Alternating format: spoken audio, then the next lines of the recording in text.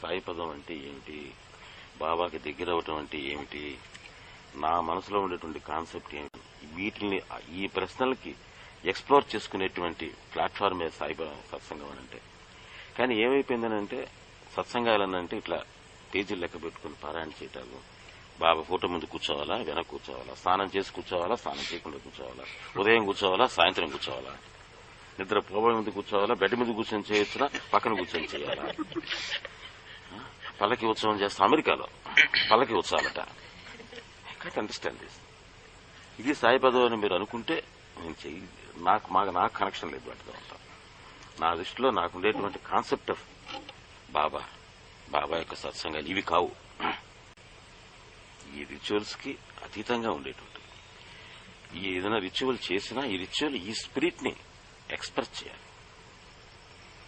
Ritual తప్పని నేను అంటాను, కానీ ఈ స్పిరిట్ ని ఎక్స్ప్రెస్ చేస్తుందా లేదా అని చూసుకో. అలా చేయకుండా ఈ ప్రశ్నలు మనలో ఉదయిస్తున్నాయని అంటే మనం సరైన పందాలు పోవటం లేదు. అది సరైన పందా అనో కదా కూడా నాకు తెలియదు. నేను అనుకున్న పందా మాత్రం కాదు, అది తప్పో రేటో నాకు తెలియదు. సరైన పందా కాదని మాత్రం ఎందుకు అనాలి? అయ్యుండొచ్చు, అదే సరైన పందా కూడా అయ్యుండొచ్చు, కానీ నాకు నచ్చిన పందా మాత్రం అది కాదు.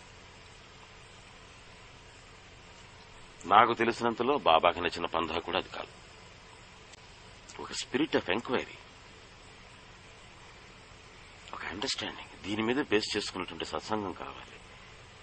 అంతే తప్పితే ఒక రొటీన్, ఒక రిచువల్ ఏంటి దానివల్ల ఉపయోగం? దానివల్ల బాబా అనుగ్రహం వస్తుంది అని అనుకుంటే మాత్రం పొరపాటు. దానివల్ల రాదు. మీలో అవగాహన ఎంత పెరిగితే దానికి అనుగుణంగానే మీకు బాబా అనుగ్రహం వస్తుంది. ఇన్ని పేజీలు తిప్పాము సచ్చరిత్రలో, నో, అట్లా పేజీలు తిప్పేటువంటి పారాయణ చేయకండి అంట నేను ఎవరికైనా సరే. చేయొద్దు పారాయణ, అసలు పారాయణగా చేయొద్దు పారాయణ.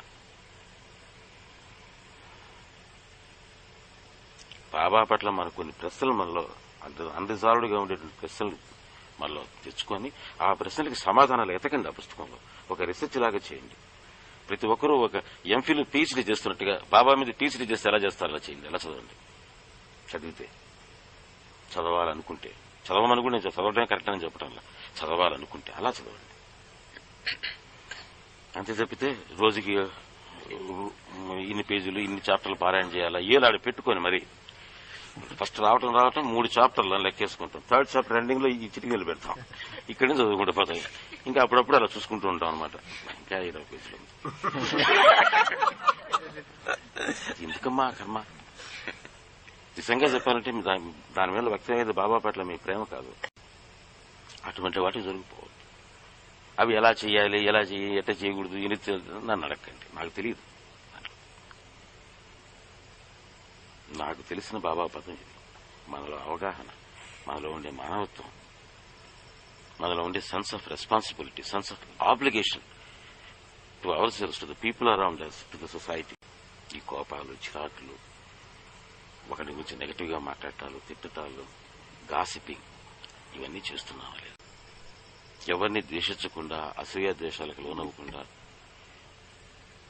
హ్యాపీగా ఆనందంగా జీవితం గడపడం, ఆ గడపడానికి అవసరమైనటువంటి సరంజామాగా ఉండేటువంటి అవగాహన పెంపొందించుకోవటం, వీటన్నిటికీ బేస్గా బాబా అనేటువంటి సెక్యూరిటీ, ఆ పోల్ని పట్టుకొని ఉండటం, ఇది నాకు తెలిసిన సాయిపదం.